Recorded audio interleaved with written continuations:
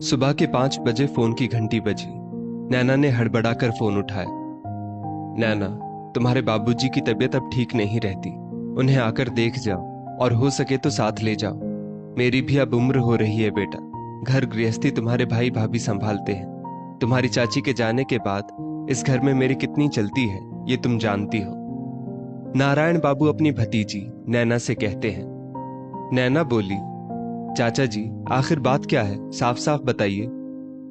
बेटा, भाई साहब की देखभाल करना अब हमारे लिए मुश्किल हो रहा है। बच्चों पर मैं खुद बोझ हूँ, फिर मैं भाई साहब का बोझ कैसे उठा सकता हूँ। अब अपनी जिम्मेदारी संभाल लो और मुझे माफ करो। नैना बोली, क्या बात है चाचा जी, ऐसा क्या हो गया कि बाबूजी को आप वहां से ले जाने की बात कर रहे हैं। आप जानते तो हैं उनके प्राण उसी गांव में बसते हैं। माँ के जाने के बाद बाबूजी ने गांव में रहने का फैसला किया और खेती बाड़ी घर सब कुछ आप ही तो आज तक देखते आए हैं। मैं और राजीव भैया तो कुछ जानते भी नहीं हैं, इसीलिए कभी हमने दखलंदाजी भी नहीं की। फिर क्या बात हो गई। नैना के पिता नरेंद्र बाबू और चाचा नारायण बाबू दोनों भाई हैं।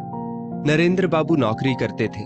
दोनों बच्चों नैना और राजीव के विवाह के 2 साल बाद उनकी पत्नी का देहांत हो गया, तो वो बच्चों के पास ना रहकर अपने गांव के घर में रहने लगे। वहां काफी संपत्ति थी। अब पिता के खाने पीने का ख्याल चाचा और उनके परिवार वाले रखते थे, इसलिए नैना और राजीव कभी दखलंदाजी नहीं करते थे। खेती बाड़ी से जो भी आता नारायण बाबू के खाते में जाता।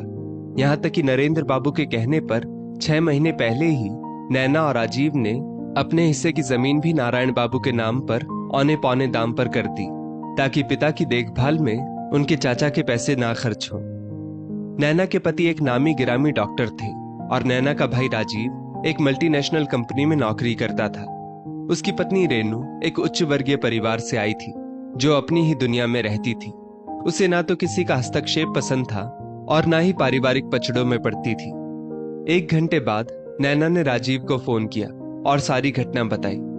राजीव बोला, अभी तो बिल्कुल फुर्सत नहीं है। नैना बोली, फुर्सत निकालनी ही होगी और हमें कल सुबह ही निकलना है।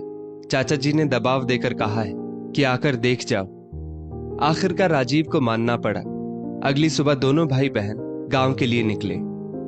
रास्ते में राजीव को परेशान देख नैना बोली, परेशान मत हो, एक बार डॉक्टर से उन्हें दिखा देंगे तो जल्दी ठीक हो जाएंगे। राजीव झल्ला कर बोला, सब कुछ तो ठीक चल रहा था, एकाएक क्या हो गया। कुछ साल और अगर वो लोग देखभाल कर लेते तो क्या बिगड़ जाता। अपनी जमीन कितने कम दामों में हमने उन्हें दे दी, यही सोचकर कि वे लोग बाबूजी का ख्याल रखेंगे। अपना मतलब निकल गया तो हो गए रिश्ते खत्म। नैना बोली, छोड़ो ना, पुरानी बातों को याद करने से क्या फायदा होगा। शायद बाबूजी आखिरी वक्त में अपने बच्चों के साथ रहना चाहते होंगे। राजीव उत्तेजित होकर बोला, दीदी आपके लिए कहना बहुत आसान है, मेरे लिए बहुत मुश्किल है। अरे जीजा जी के पास अथाह पैसे हैं, अगर ऐसी नौबत आएगी तो आप ही बाबूजी को अपने पास रख लेना। आप रेनू का स्वभाव जानती है, उसने तो साफ साफ मना कर दिया है और 3 कमरों के घर में मैं उन्हें कहाँ रखूंगा। वैसे बाबूजी ने जितना मुझ पर खर्च किया उतना ही आप पर भी किया है। नैना मुस्कुराकर बोली, राजीव तुम भूल रहे हो, बाबूजी को रिटायरमेंट में जो पैसे मिले थे उन्होंने उन्हें हम दोनों में आधा आधा किया था। उस वक्त तुमने खुशी से कहा था कि बाबूजी जब भी कोई दिक्कत होगी याद कर लीजिएगा। अभी हाथ थोड़ा तंग चल रहा है, छोटे से घर में रहना मुश्किल हो रहा है। ये सुनकर मैंने अपने हिस्से के पैसे भी तुम्हें दे दिए थे, याद है कि भूल गए। राजीव ने गुस्से में मुंह घुमा लिया। नैना बोली, अपनी जिम्मेदारी से तुम मुंह नहीं फेर सकते हो। मैं तो कम से कम साल में 1 बार गांव जाती भी थी, तुम तो कभी झांकने तक नहीं गए। तुम चिंता मत करो, ऐसी परिस्थिति आई तो मैं उन्हें अपने साथ रख लूंगी। नैना ने मन ही मन सोचा, पति इतने बड़े डॉक्टर हैं, दुनिया का इलाज करते हैं, क्या वृद्ध ससुर को आश्रय नहीं दे सकते हैं। सफर खत्म हुआ, वो गांव पहुंचे। नरेंद्र बाबू को देखकर नैना की आंखें भर आई। हट्टे कट्टे नरेंद्र बाबू सूख कर कांटा हो गए थे। वो पिता के गले लगकर बोली, बाबूजी 6 महीने में ऐसा क्या हो गया कि आपकी हालत इतनी दयनीय हो गई। पहले फोन करवा देते, मैं चली आती। पिता थरथराती आवाज में बोले, बेटा तुम दोनों का अपना जीवन है, मैं किसी पर बोझ नहीं बनना चाहता। फिर बड़े शहर में परेशानियां भी कम नहीं होती। पर अब शायद मैं इन लोगों के लिए भी बोझ बन गया हूं। नैना ने पिता को आश्वासन दिया और अगली सुबह उन्हें लेकर वापस निकल गई। अगले दिन नैना अपने पति सागर से बोली, बाबूजी की तबीयत बहुत खराब थी, आप यहाँ थे नहीं, तो मैं गांव जाकर उन्हें यहाँ ले आई। सागर अचानक गुस्से में बोला, यहाँ ले आई? क्या मतलब है? तुमने मुझसे पूछना भी जरूरी नहीं समझा? इतना बड़ा घर मैंने खुद के लिए बनाया है, कोई वृद्धाश्रम नहीं खोला है, और तुम्हारे पिता की जिम्मेदारी तुम्हारे भाई पर है। जब पैसे लेने की बात आई थी तो कैसे नाटक करते हुए राजीव ने सारे पैसे ले लिए थे, और तुम भी तब दानवीर कर्ण बनकर अपने पैसे उसे दे आई थी। मैं पैसे अपने और अपने बच्चों के लिए कमाता हूँ, दान करने के लिए नहीं। सागर के इस रूप को देखकर नैना हैरान थी। जो इंसान अनजान की सेवा और इलाज करता है, उसके मन में और घर में अपने ससुर के लिए ही जगह नहीं थी। सागर जोर जोर से चिल्लाकर बोल रहा था। नैना हाथ जोड़कर बोली, जरा धीरे बोलिए, अगर बाबूजी ने सुन लिया तो वो जीते जी मर जाएंगे, आखिर उनका भी सम्मान है। सागर बोला, अगर सम्मान है तो बेटे के घर जाकर रहें, बेटी के घर क्यों चले आए?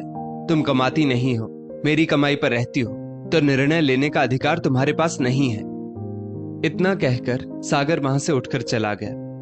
नैना को विश्वास नहीं हो रहा था कि जिस पति की वो इतनी इज्जत करती थी कि वो लोगों की सेवा करते हैं, आज वो क्षण भर में उसकी नजरों से गिर गई। उसे खुद पर गुस्सा आ रहा था कि आखिर उसने अपने भाई और पति पर इतना भरोसा किया ही क्यों? आखिर क्यों उसने अपने पैसे अपने भाई को दे दिए? बच्चे के जन्म के समय सागर ने कहा था कि तुम आराम से घर में रहो, अब तुम्हारी सब जिम्मेदारियां मैं पूरी करूंगा। गलती की थी नैना ने, जो पति की बात पर भरोसा कर लिया था। नैना पूरी रात इसी उधेड़ बुन में थी कि आखिर किससे मदद मांगे वो। उसके अकाउंट में पैसे तो थे, परंतु बिना पति की इजाजत के वो उन्हें खर्च नहीं कर सकती थी। एक बार उसने सोचा अपने भाई को बोले कि जो पैसे मैंने तुम्हें दिए थे मुझे वापस कर दो। यही सोचते सोचते नैना सोफे पर बैठी बैठी कब सो गई उसे पता भी नहीं चला। अगले दिन नौकरों के साथ मिलकर नैना ने सबके लिए नाश्ता बनाया। सागर नाश्ता करके नैना से बिना बात किए ही हॉस्पिटल चला गया। फिर भी नैना मुस्कुराते हुए अपने पिता के लिए सादा नाश्ता लेकर उनके कमरे में गई। वो देखकर हैरान हो गई कि नरेंद्र बाबू अपना सामान समेट रहे थे। नैना बोली, बाबूजी, आप सामान क्यों समेट रहे हैं? कल ही तो आप आए हैं। नरेंद्र बाबू मुस्कुराकर बोले, बेटा, मेरी वजह से अपनी गृहस्थी खराब मत करो। मैं कब तक हूं नहीं हूं कोई नहीं जानता। मैंने एक वृद्ध आश्रम में बात की है, वो लोग मुझे वहां रखने के लिए तैयार हैं। बस इतना करो कि मुझे वहां पहुंचा दो। मैं यहाँ के रास्ते भी नहीं जानता हूं। नैना अपने पिता के गले लग फूट फूट कर रोई और बोली, बाबूजी, हम लड़कियों को ही ये सब देखना क्यों पड़ता है? मैं आपसे नजरें भी नहीं मिला पाऊंगी। जब ऊपर जाऊंगी तो माँ को क्या जवाब दूंगी? आखिर में नैना करती भी क्या, उसने टैक्सी बुलाई और पिता को वहां तक छोड़कर आई। नरेंद्र बाबू नैना से बोले, परेशान मत होना बेटा, कई बार परिस्थितियां हमारे बस में नहीं होती है। यहाँ मेरे जैसे कितने ही लोग होंगे, मैं समय काट लूंगा। मेरी वजह से तुम्हारी आंखों में आंसू कभी नहीं आने चाहिए। इतना कहते हुए नरेंद्र बाबू चुपचाप लड़खड़ाते कदमों से किसी और का सहारा लेकर वृद्धाश्रम के अंदर जा रहे थे। नैना अंदर ही अंदर रो रही थी, मानो वो पिता को आखिरी बार देख रही हो। राजीव ने एक बार भी नैना को फोन करके नहीं पूछा कि बाबूजी कैसे हैं। नैना चुपचाप 3 दिन तक घर में पड़ी रही, न ठीक से खाती न किसी से बात करती, और इन सब बातों से सागर को कोई फर्क नहीं पड़ा। नैना वृद्धाश्रम फोन करने की हिम्मत नहीं जुटा पा रही थी। वो अंदर ही अंदर इतनी ग्लानि महसूस कर रही थी कि एक बेटी क्या इतनी असहाय हो जाती है कि अपने पिता को भी आश्रय नहीं दे सकती। जो पति आज उसके पिता के लिए नहीं है, क्या कल को वो अपनी पत्नी के सम्मान के लिए कुछ कर पाएगा? इन्हीं सब सवालों से नैना परेशान थी। चौथे दिन करीब 11 बजे वृद्धाश्रम से फोन आया कि नरेंद्र बाबू अब इस दुनिया में नहीं रहे। नैना को इस बात पर यकीन नहीं हो रहा था। उसे समझ में नहीं आ रहा था कि वो क्या करे। फिर उसने सोचा, सागर रात से पहले घर नहीं आएंगे, बच्चे दोपहर तक आएंगे। उसने नौकरों से कह दिया और वो पिता के अंतिम दर्शन के लिए वृद्धाश्रम की ओर चली गई। रास्ते में नैना के आंसू रुक नहीं रहे थे। वो मन ही मन सोच रही थी कि काश राजीव ने बाबूजी को कुछ दिन अपने पास रख लिया होता। तो उनकी मौत ऐसे नहीं होती।